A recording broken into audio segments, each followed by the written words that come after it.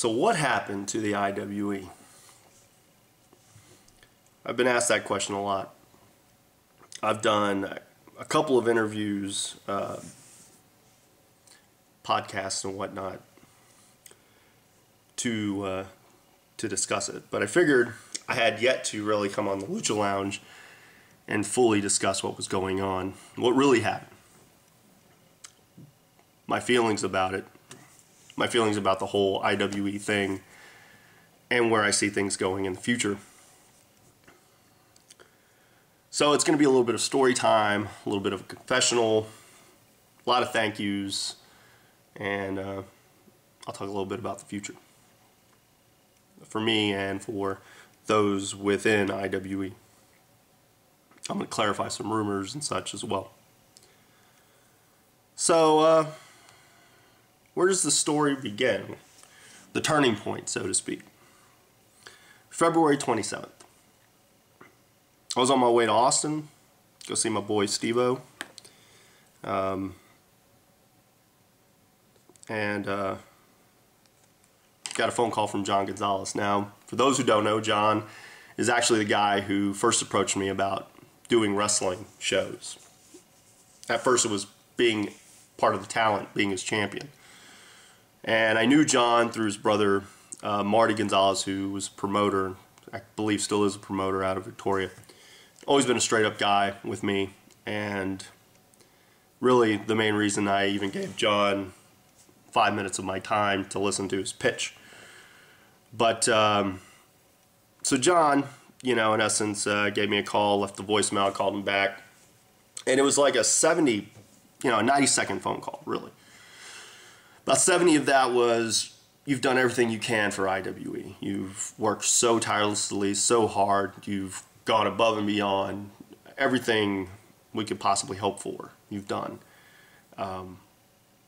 But we want to take IWE and we want to repackage it. We want to refocus, reformat it, kind of get our ducks in a row, so to speak.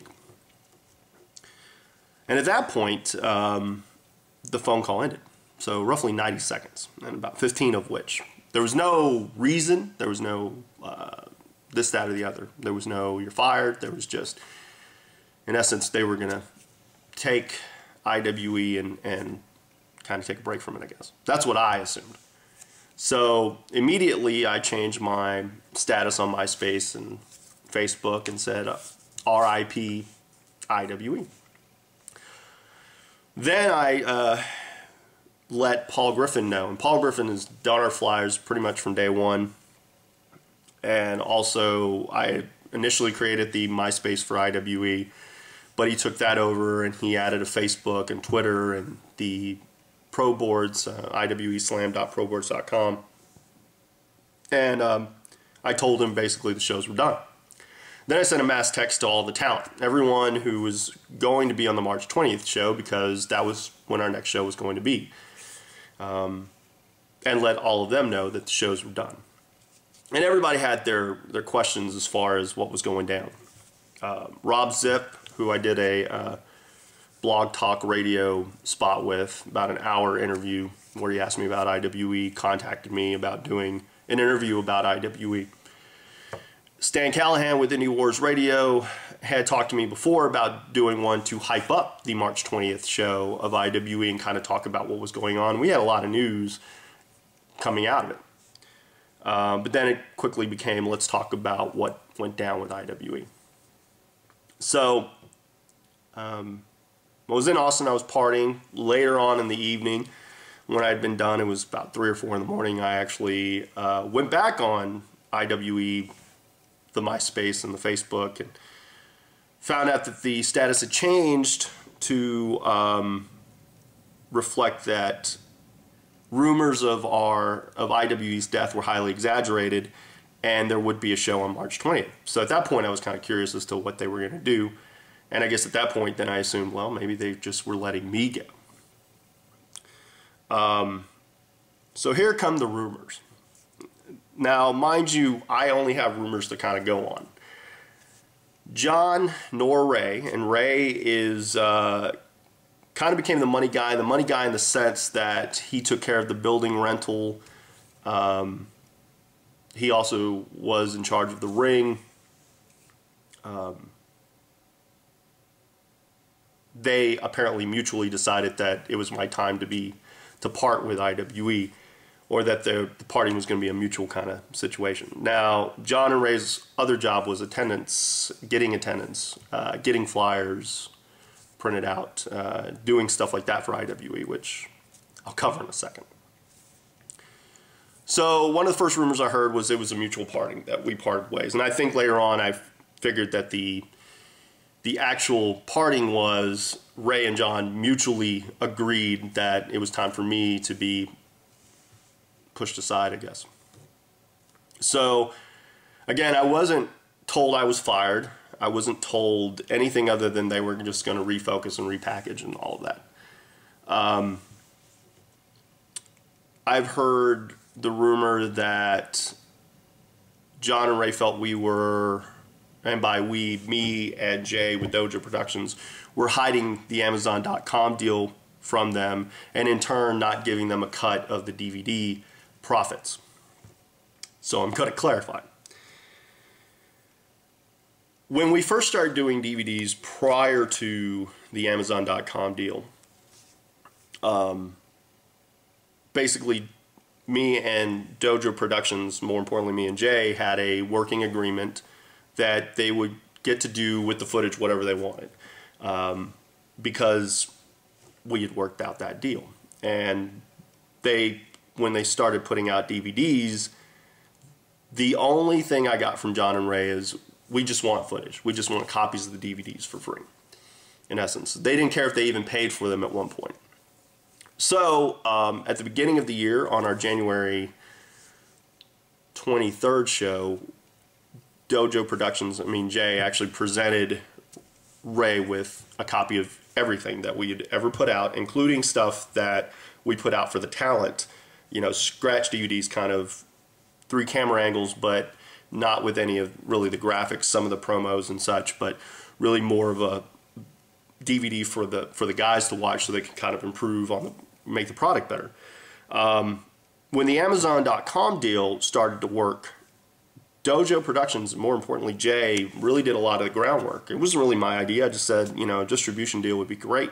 He went to Amazon.com after going to like SmartMark Video and RF Video, but he went to Amazon.com feeling that that would really put us over the edge as far as making us seem more of a professional product and more in the mainstream than just going through niche stuff. And again, I think because of the fact that we put out 5 or 6 matches per show, and our DVDs were like 2-hour DVDs, we were kind of hindered to a degree. But we got the Amazon.com deal, and it really became an actual deal where we could actually sell the DVDs as of like February 17th or 18th.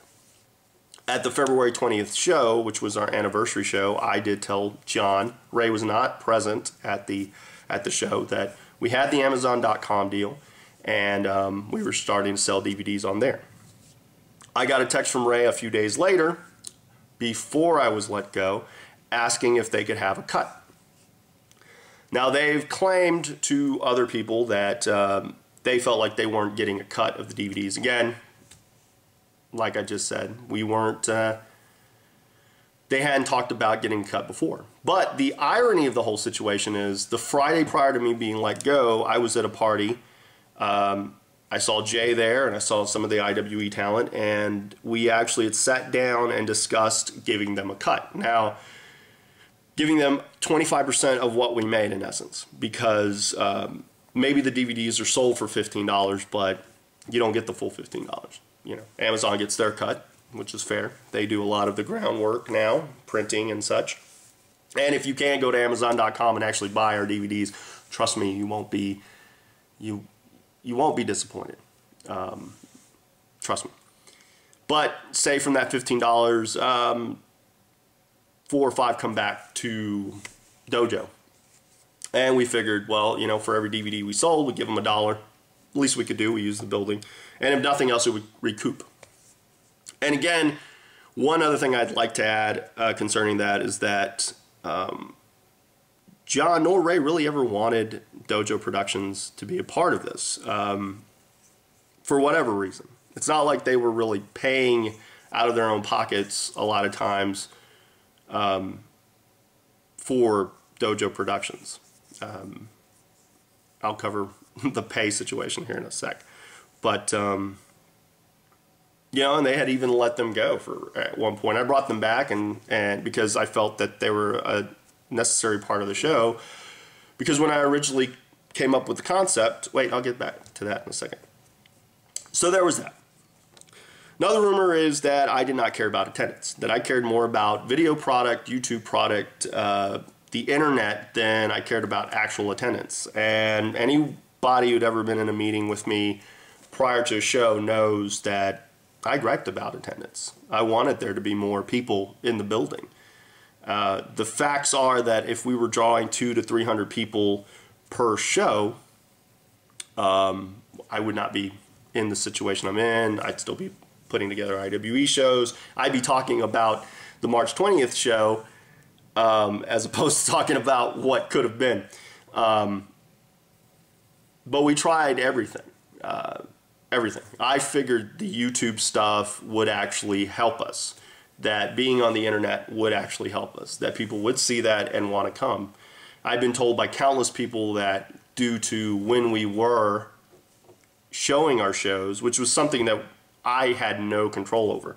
I was given access to a building, access to a ring, and we had a block of time that we could use. So we tried to make the most of it. We had our diehard fans, and every diehard fan who came to watch us, I appreciated. You know, guys who were diehard IWE fans from day one, I appreciated. Guys who came on once we started to collect the buzz, because we did have a buzz. There were a lot of guys within the industry or within the independents that had heard of us and wanted to be a part of it and liked what I was doing with the shows and just the videos, the promos and such. But to be told that I didn't care about attendance is nothing further from the truth. The reality was, the February 20th show, for instance, there was not one flyer in Armadillo to state that there was a wrestling show there. Wasn't one flyer. There were countless instances of that situation where there weren't flyers for us. Now, compounded by the fact that John and Ray decided that after IWE had a bit of success, and we did have a bit of success, our very first couple of shows, that they wanted to do LMI. LMI is their lucha equivalent to IWE, and I say equivalent in the fact that we're both indie companies. They're a lucha company, and they had asked me what I thought about having two separate shows, and I'd always told them one show will ultimately suffer. You run in the same building on, say Saturday you run an American show or IWE, Sunday you run an LMI show or lucha show, that Hispanics will tend to go to lucha shows. They will, which is great. But the American people may not go.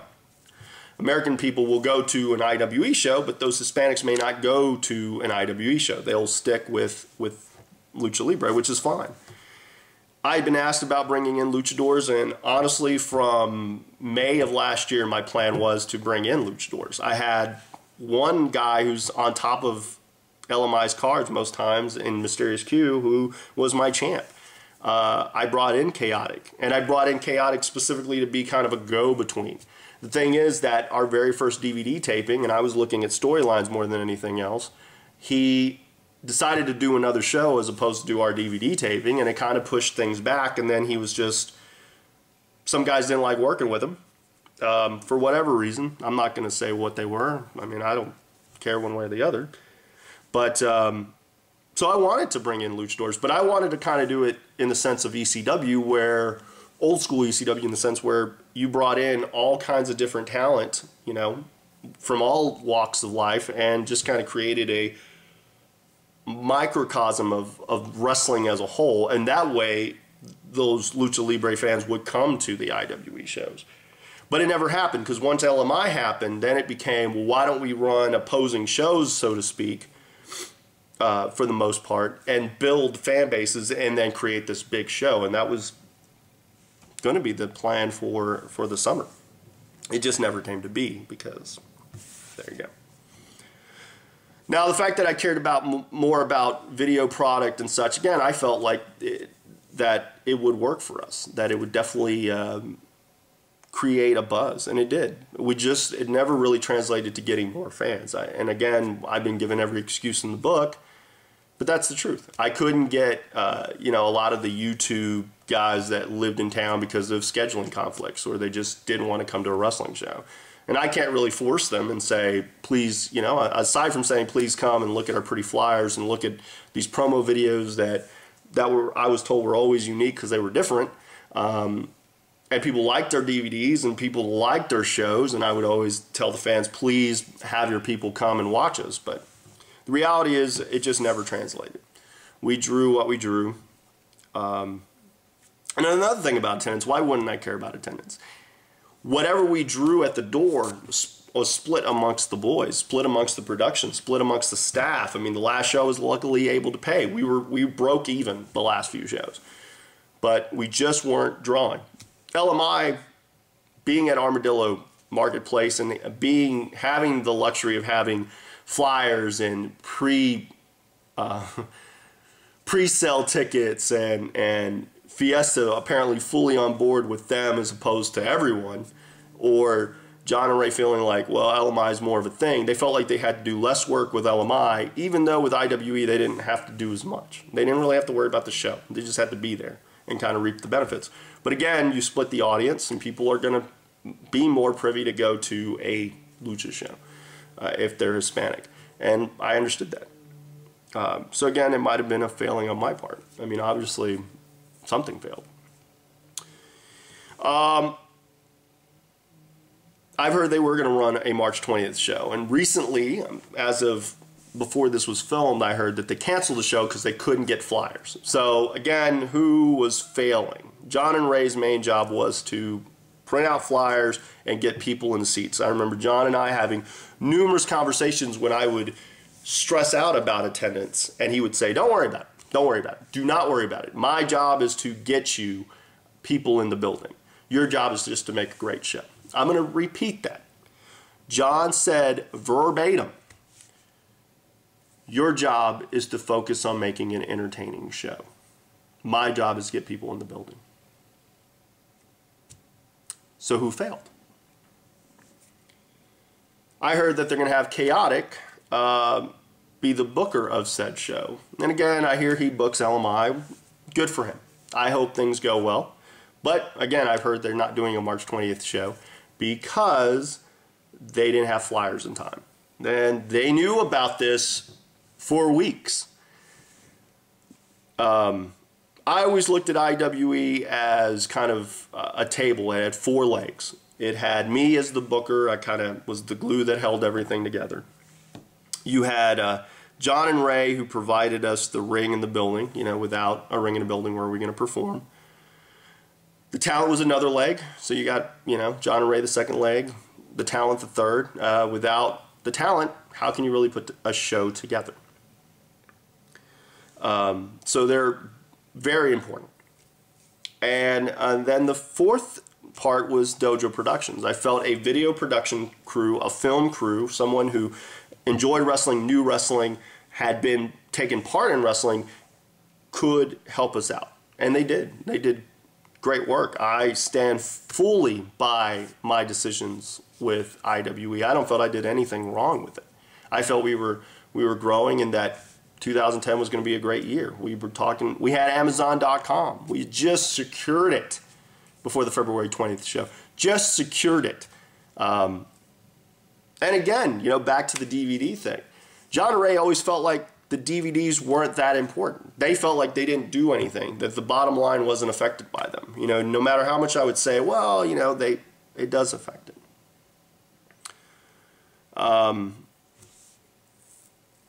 So what does that mean? Before I go forward, I want to thank everyone who was part of IWE, all the fans first and foremost, who came and watched us and got a kick out of it, or watched the YouTube videos, or went on the MySpace with Facebook, or caught up with Twitter, or went on the message boards, especially when we had the IWCS, which I thought was going to be an amazing idea, and it just never really panned out. To give the fans the idea to be ranking, to rank people like the BCS, but they had the power to decide who was in the top 7. you know, all the ladies who were on the first few shows, like Nikki, Whiskey, Roxy, Sugar, Primetime, Bailey, Jenya, I thank each and every one of them for their time. I do thank John and Ray. Honestly, they gave us a year. They helped us out. And if we were really better with attendance, I think we'd still be going strong. You know, John came to me and really honestly I got my passion back to write shows, and I enjoyed every minute of it. I was stressed a lot, but at the same time, I wouldn't have had it any other way. That's how I was. I wanted the shows to always be better. And again to Ray, man, he stood by it. His kids loved it. Loved our shows. Loved the Crusaders. Loved, thought the shows were great. Ray always said the shows were awesome. Same thing with John. Always liked the shows. And I appreciate the opportunity they gave me. And I want to thank a lot of the talent. From the guys who could only do a couple of shows, to the guys who could do one show, to the guys who were there from day one. You know, guys like Adrian Sensation. Your feature presentation. One of the best workers I've seen, and really got a mind for it. Adrian Jones, the heart and soul. When he took ill and couldn't make a couple of shows, and he came back for our anniversary show, I was choked up when I announced his return, and he got to ring announce the main, and just to see him so happy, and you know, I consider Adrian a really close friend. I've known him for years, since our time at Booker T's or PWA. Darius, a guy who I really got a lot of my venting a lot of times. Really had a thankless job. Was our commentator for most of the shows. I'd bring Dirty in sometimes, then I'd help him out sometimes. Dirty, who really, thanks to Jay at Doja Productions, introduced me to Dirty, and really I didn't look back. I thought the guy had a great voice, and felt like Imperial Entertainment Worldwide and Sensational Mystery Tour and all that was just going to be a thing. That was going to take us to the next level, in essence. Paul Griffin, who started with our flyers and did a lot of our photography, and does his own thing, man. I appreciate him actually coming and helping us out, and really just doing it because he really enjoyed what we were doing and really liked to share in the vision. Kelly Kevin, man, Rubio. 5 Minutes for Rubio. I've always wanted to be on 5 Minutes with Rubio, and I'm sure he's always wanted to be on a Lucha Lounge. Maybe one day we'll do it, but Rockstar Robbie, and his Benefans and his Lady Love. Rockstar really impressed me. He grew leaps and bounds, and his confidence grew leaps and bounds. And you know, I have nothing but respect for what he can do in the ring. Same thing with Gustavo Mendoza. Gustavo was one of those guys I really wanted on the shows to begin with, and I felt like he did a phenomenal job with his time with us. Quentin Allen was with us for a few shows, and really out of it. I mean, I know he's doing his stuff in Victoria, and I know I'm going to be part of that coming in April. And I know he wants to bring a lot of the IWE guys, but really a definite talent. Q, my last champion. A guy that started without even his own theme music, our very first show, and he just blossomed. And I've always thought the guy is the Ricky Steamboat of our show, and really he's bound by nothing. The guy's talent beyond compare. Same thing with Ryan Davidson. From the very first YouTube promo that I put together, really lived up to being the cornerstone. And I've always had a blast with him, and I felt like we were just getting warmed up with everything. But I'm sure I'll see him and Q and a few others at TASW. The Crusaders, I definitely were guys I wanted to bring in from day one, and from day one have always impressed me. Team Excel, Mr. B and Ryan Johnson, I see them at XWO, and I know they do TCW. So, yeah, I'm looking forward to them. Cash, another one. Wrecking Crew. Brett Anthony, Nick Daniels, I mean, those guys, I call them Team Talent for a reason. Wallace Gordon, the only guy to get me in the ring. Diego Cortez and Joe, who are both refs. Hector Montoya, who could only make one show. Brett Idol, who made one show, our second show, which was awesome. Psycho Simpson. I had Psycho Simpson on a show. I was so ecstatic when I had that guy on my show. It was just just beyond words. Same thing with Bulkster. When Bulkster came out the last show, you know, it's a sight to behold. Matt Chambers, I think I've said his name, but I'm going to say it again. VIP. You know, Ryan was our first champion. VIP was their second. He definitely lived up to the Victor Imperial Porter, otherwise known as VIP. The American Eagle, who shocked me being in the main event July 4th, and six-man Krill, Sin, and Crete. If I am forgetting anyone, Steve-O, a ref for a while, and actually a guy that I went to see in Austin, and he's doing well. So what does that all mean? You know, is it a chapter closed in a book? Is that what it is? I'm not sure. I've had rumblings. We've discussed possibilities of picking up where we left off, doing more wrestling shows. I've told guys who are interested in wanting to do that building a ring and a plan, you need to have all three of those before getting me involved. You need to have a decent budget because you need to have a film crew. And if you don't have one, Doja Productions, definitely. You need to put stuff on YouTube. And more importantly, the fans that didn't get to see IWE, you missed out. You missed out. I understand your reasonings, but you missed out. More than anything else, you missed out on a movement something that we created ourselves. Really, without, you know, John and Ray, they gave us the building. And without that, we probably would never ran a show. But honestly, it was a movement that I felt. We were trying to do things right, no political BS. We honestly were living up to the name. Which brings me to one of the last rumors. Who owns IWE? Who owns Independent Wrestling Entertainment? Well, I'm going to say it like this. It's owned by every guy who's a part of it. It's not owned by one person. IWE, I came up with the letters, IWE, with the help of Adrian. Independent Wrestling Entertainment, I came up with. The concepts and all that, I came up with. And really the motto. Entertaining the fans with some of the best wrestling action, independent of all the bullshit. And unfortunately, bullshit and some other things, lack of attendance, caused their downfall. But you know what? I had a blast every day I was there. And every time I was writing shows and putting stuff together and thinking of angles. And every video we shot, it was great, man. It was a great time. And like I said, I think, you know, we're definitely in talks to do some stuff in the very near future. So that's my hope and my plan. And if we do, we're going to do it right. We're going to make sure we've got all our ducks in a row, that we advertise properly. And I think it's going to be a movement. I think every guy wears an IWE shirt, every guy watches the DVDs, all the talent that's been a part of it. You were a part of something pretty big from day one. And no one can take that away from you. No one can take IWE away from you or what it meant. So I think, you know, in the future we're going to do some stuff. And I know I've got XWO and TASW, and I know some of the talent's going to Victoria, and guys are going to TCW. And honestly, those guys that were part of IWE, I think they have a certain pride that they felt they were part of something special, something that's unheard of a lot of places. And my only regret is that we're not doing the March 20th show.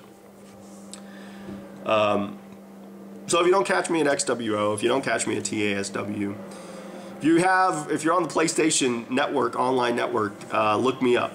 Look up DeMarc01125. DEMARC 01125. It's actually, you'll see it. Look me up if you find me. Usually I'm playing Modern Warfare 2. Usually late at night.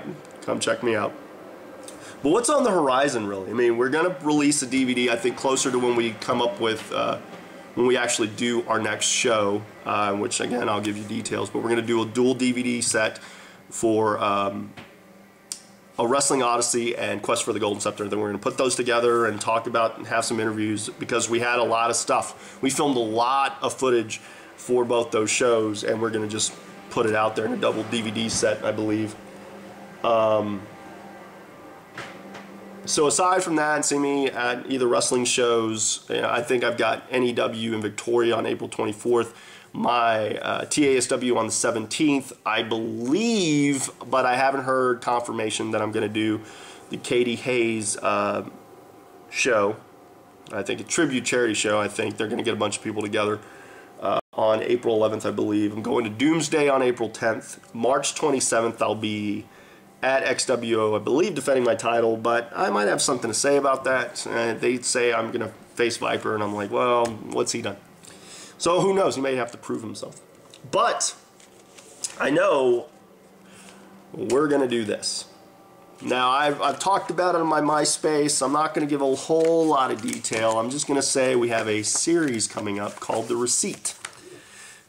Take that for what it is. We're going to start filming tomorrow, or by the time, Saturday we're going to start filming. Saturday and Sunday, I believe, we're going to film our first few scenes, and then we're going to film during WrestleMania weekend. We're going to film some stuff, and it's a brand new venture. It's got a lot of the IWE talent, a lot of Dojo production guys, a lot of the staff, and I'm very much looking forward to this. I'm very excited about being part of the project. Been with it from day one, sat down with Jay, we talked about ideas and scenarios and such, and so I'm very much looking forward to it. This is something I really want to do, and I think we really are bound by nothing. And of course, if we do wrestling shows, I'm going to keep everyone informed. So again, I appreciate y'all's time. I know this is a pretty lengthy video, but I had a lot to say. I wanted to really share what I thought about my time with IWE and wanted to give some thank yous and, be cool with everybody. And again, I appreciate everybody's time watching this, and I'll be doing other videos. I'm sure I'm going to release what happened last time, my January 16th time at XWO when I won the heavyweight title. I think I'm going to be releasing that before the March 27th show, and I'll definitely keep you guys informed. So check me out on Facebook, MySpace. Please go purchase the IWE DVDs. Please purchase them. We have 4 out there. If you go to dojoproductions.com, it's on their front page, or you look up Steve DeMarco, you look up Jay Smith, I'm sure you'll find, or IWE or Independent Wrestling Entertainment. If you go, there are links to Indie Wars Radio, as well as robzip.net and his podcast. And again, if anybody else wants to talk about the IWE stuff or wants to ask me questions in general, please feel free. If you have questions, if I get enough questions, I'll do a Q&A. Definitely probably won't be as long as this. I try to keep it pretty short, and I want to keep my next set of videos pretty short as well. But I think that's about it. Again, appreciate your time, and be on the lookout for the receipts when we start airing these. Again, very excited. Be on the lookout for when we're going to do stuff, and if you see any IWE talent, high five them, or give them a handshake or something. And for those who missed out, you missed out. You missed out. I can't tell you enough how much you missed out. But anyway, I gotta go. Gotta go scout out some locations for this beautiful thing here. Yes, it's got the face all over it. That's fine with me. It's okay. I'm great with that because we're working together. That's truly what the wrestling business should be about.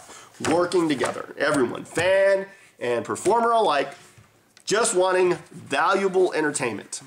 The kind of entertainment IWE provided, the kind of entertainment this will provide, the kind of entertainment I'm known for every time I'm out there. So if you see me out there, give me a big thumbs up or whatever. Anyway, again, thanks. And as I always say, as I always like to sign off, stay cool, stay sexy, stay classy. But you are, because you're in the Lucha Lounge. And one more thing.